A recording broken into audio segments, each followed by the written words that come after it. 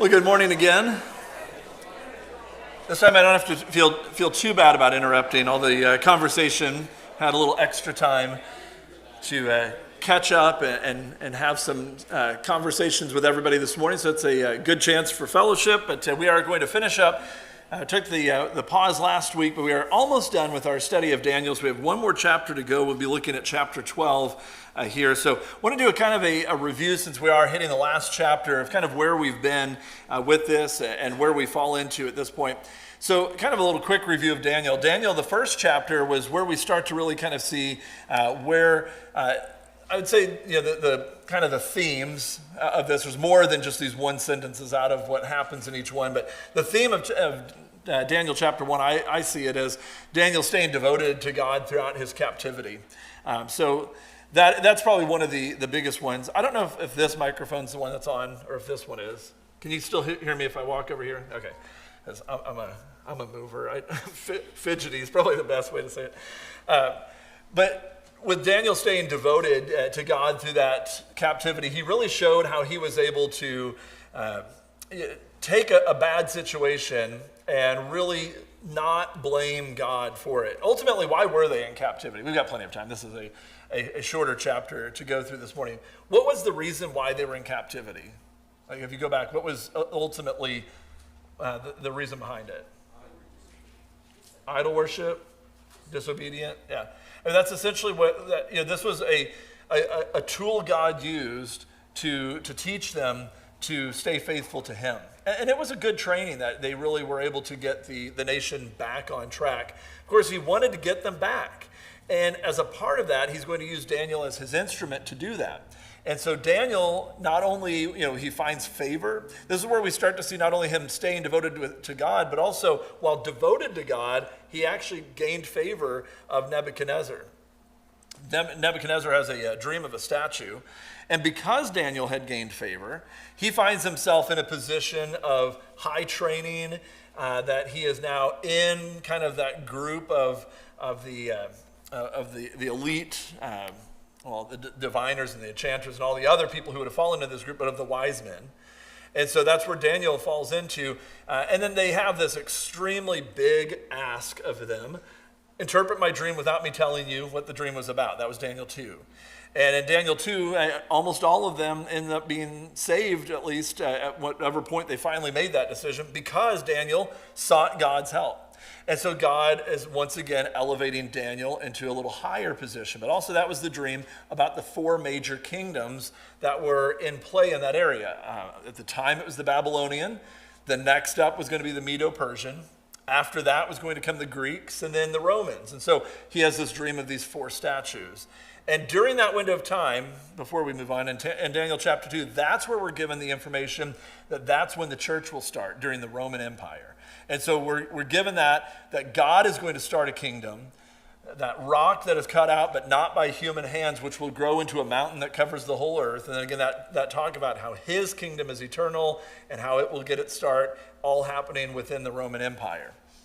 Then we see that there was an attempt to kind of get these people into a worship of Nebuchadnezzar. And so by Daniel's friends, Shadrach, Meshach, and Abednego, those 3 were not worshiping and bowing down when the music would kick in. And so they get into a situation where Nebuchadnezzar, who has an extremely pendulum swinging kind of an emotional state that he's in, and he goes from one extreme all the way to the other, and he's enraged, throws them into a fire so hot that even the people throwing him in die from the nearby heat.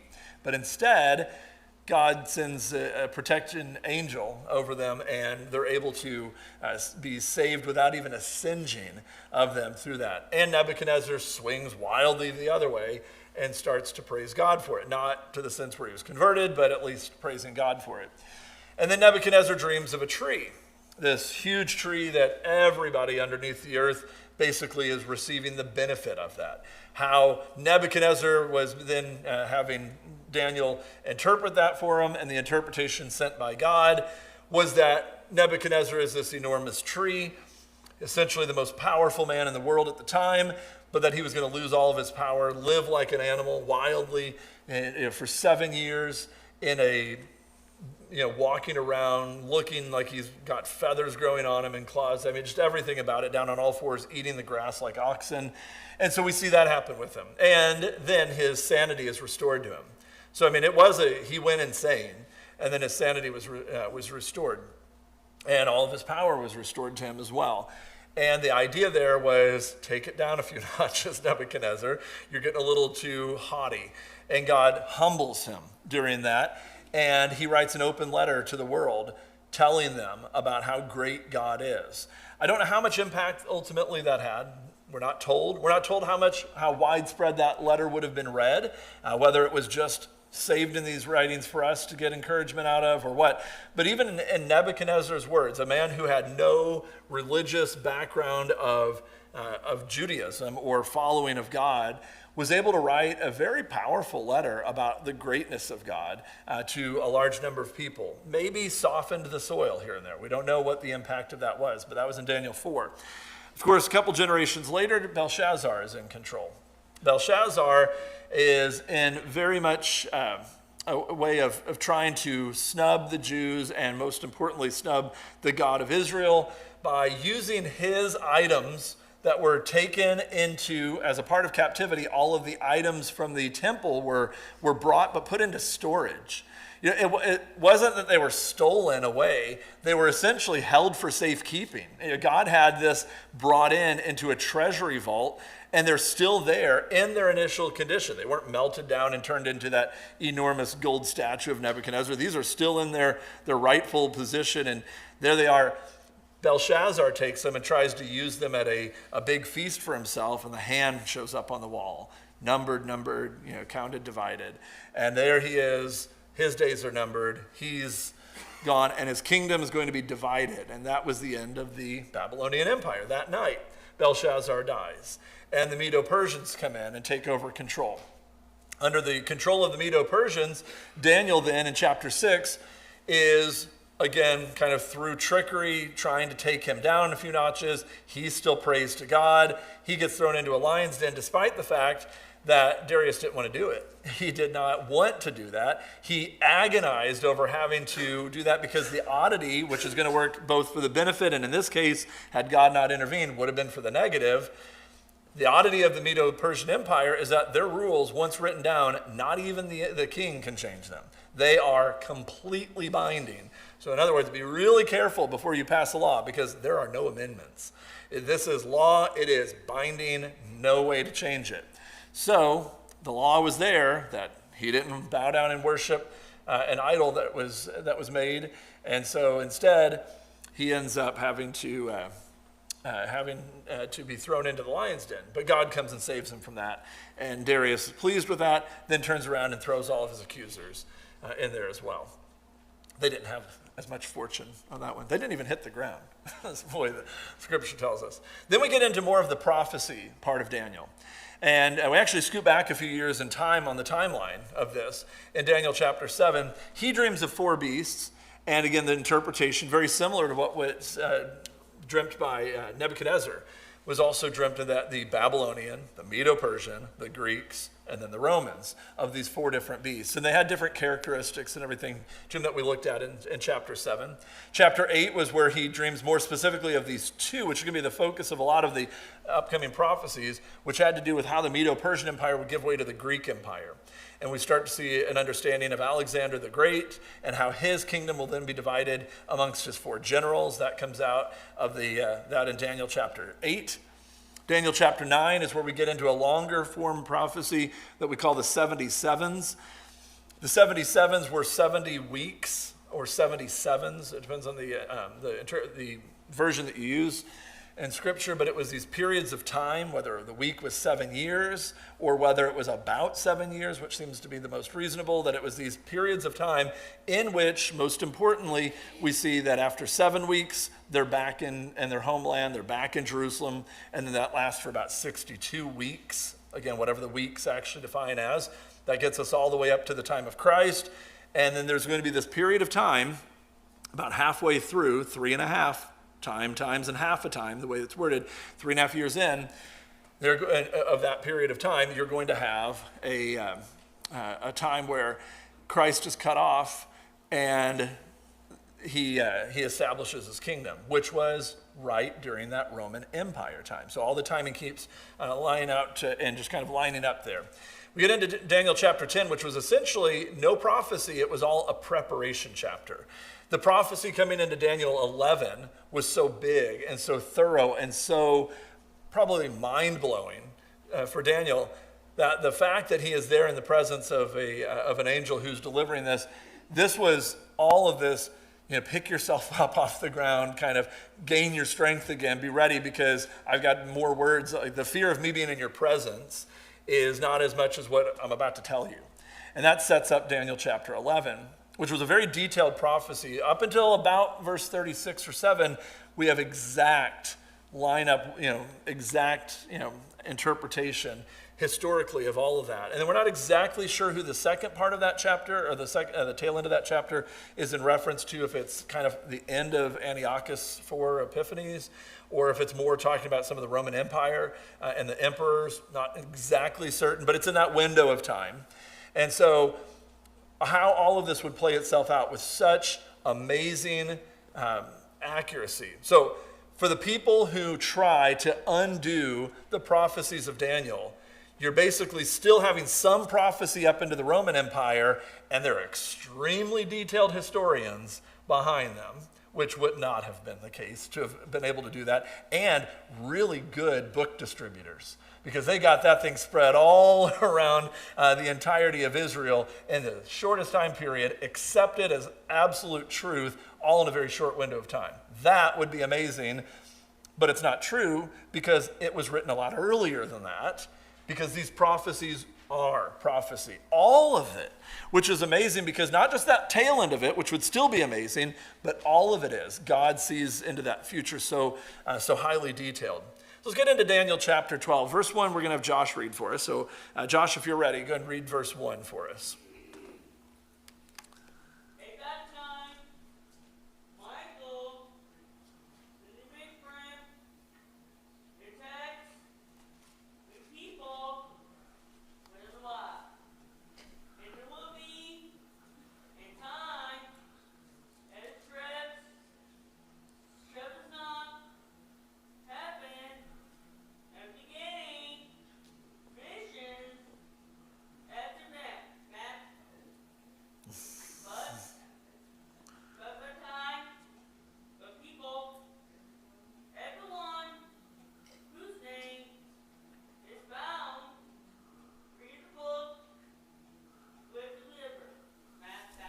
All right, Josh, thanks. That was a long verse, but you did a great job. All right, so at this time, we kind of get that glimpse into this, that there's this time of distress out ahead of them that is going to be still there. One thing you have to look at when we get into Daniel chapter 12 is you have to kind of zoom back a little bit and look at where we're reading this in. That's why I want to do that review. Daniel 10 through 12 is one constant thought. From the time that Daniel is approached by this man who comes up by the side of the river and has to strengthen Daniel so that he can listen to this. This is a continuation of what we were just reading in Daniel chapter 11.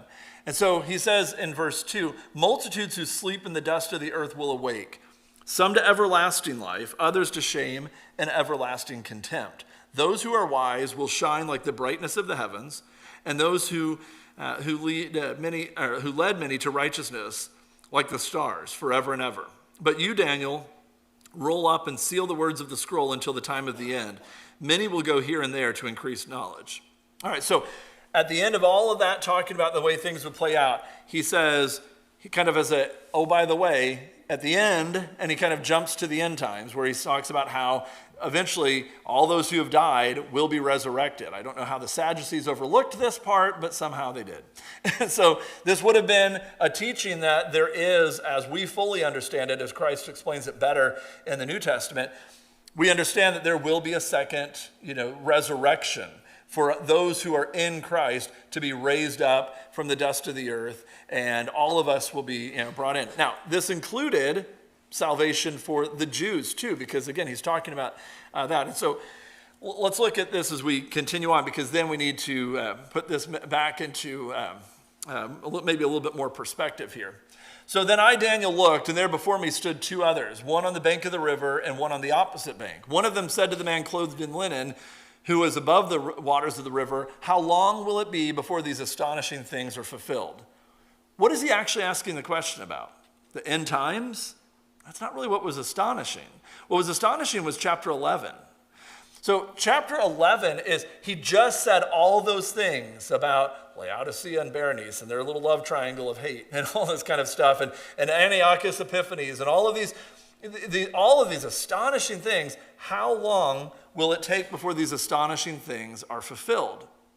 All right, so don't miss on that question the fact that there's a reference to the long prophecy of Daniel 11 about the changeover from the Medo-Persian Empire to the Greek and eventually the Roman empires.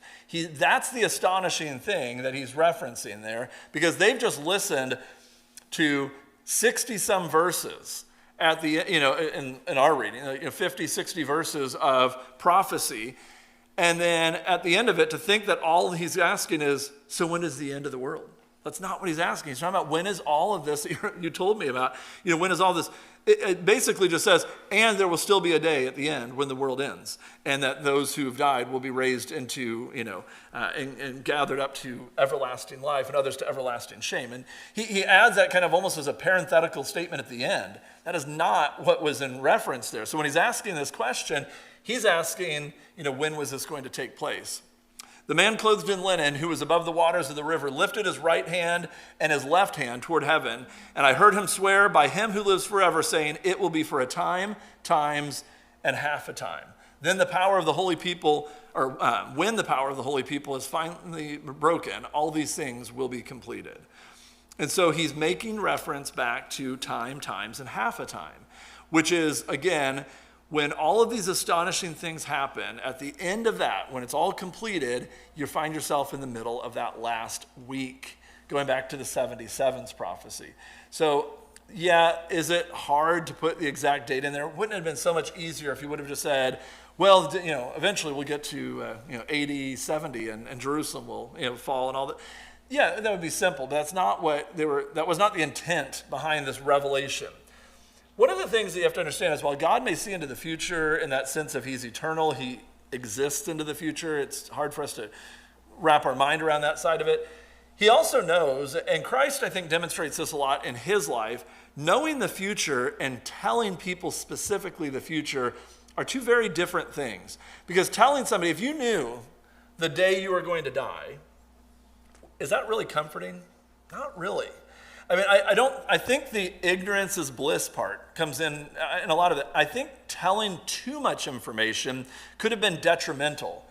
That's a supposition. I can't prove that part of it. But I think there's some of this written in somewhat of a code there to give us understanding of about when things are going to be taking place, but not specifically when things are going to be taking place, because we would find ways to disrupt the flow of time if we knew too much. If you knew you're going to get in an automobile accident on October 17th of 2041, that day you're not getting in a car, right? Like those are the kinds of things that you just know. There's ways that we would try to change things, and I think that's probably what was going on here. Is that they're using this code language, this very symbolic language there. I heard, but I did not understand. Important. Daniel didn't need to understand that part.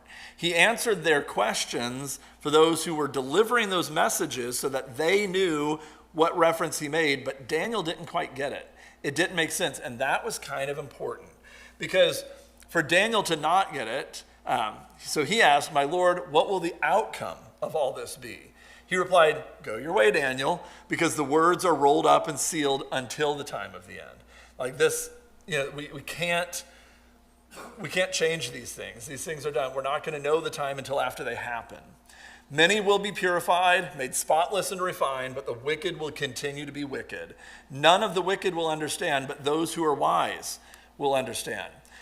He's going to use that same really hard for those who don't really get it to understand it, to then use these same symbolic wordings exactly when he uses this to the book of Revelation, where he then delivers that message to John on the island of Patmos to tell them about what was going to go on during the Roman Empire and how they were going to almost feel like they were getting stamped out by some of those terrible Nero, Domitian, all these emperors who were just bent on wiping the church from the face of the earth. And he said, don't worry, I will avenge your blood. And that was always the thing in Revelation. We get into chapter 10, and there's one particular verse, which is the whole point of the entire book. When the souls under the altar cry out to God, how long until our blood is avenged? That is why the whole book of Revelation is so important for us to understand. It was an encouragement to the suffering Christians of the early church so that they knew God is on your side. Bad things are going to happen, and he will deliver you. He will do it. He reigns on his throne for 1,000 years right now. However long that 1,000 years really is, that really long period of time. And then when he comes back again, all of those promises that we read about in Matthew, we read about in 1 Thessalonians 4 and 5, that we read about there in Daniel chapter 12, that he will come back again and bring us all home, whether we're dead or alive. He will bring all of us home again when he returns that one more time. Not multiple times, one more time. And that is what he tells us on all this. So be ready, be waiting, be watching. But he doesn't give Daniel that straight answer. Daniel doesn't quite get it, but he's able then to use that symbolic wording exactly to those who, after they've happened, we can easily look back and be like, oh, this makes a lot more sense. The 77's prophecy is a whole lot easier after it's happened for us to look back and be like, oh, I see where it matches up. Could you imagine in AD or in 350 BC trying to figure out where are we on this timeline? It wouldn't have made any sense. That's why you find these people scrambling to try to figure out where are we in the book of Revelation. Well, we're in the 1,000-year reign because all those things had to have happened to match up with Daniel, which all had to happen. There was this whole reason of all those things. And again, that's a study for another time, but the symbolic wording is all kind of used there together. So as we go on, I think I actually didn't finish that one. So none of the wicked will understand, but those who are wise will understand. He goes on to say, from that time that the daily sacrifice was abolished. Again, he's talking about what he had been talking about in Daniel chapter 11. From the time that the daily sacrifice is abolished, that was when Antiochus Epiphanes went in to the temple, sacrificed swine on the altar, and essentially ruined the temple for them. From that time to the abomination that causes desolation is set up, there will be 1,290 days, which, by the way, is time, times, and half a time. About 3.5 years. Blessed is the one who waits for and reaches the end of the 1,335 days. So just a little bit, wait that out just a little bit longer, and things will get better.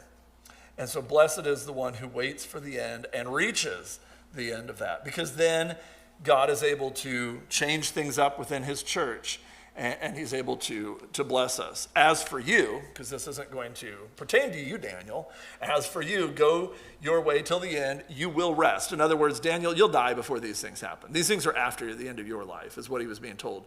You will rest, and then at the end of the days, you will rise to receive your allotted inheritance.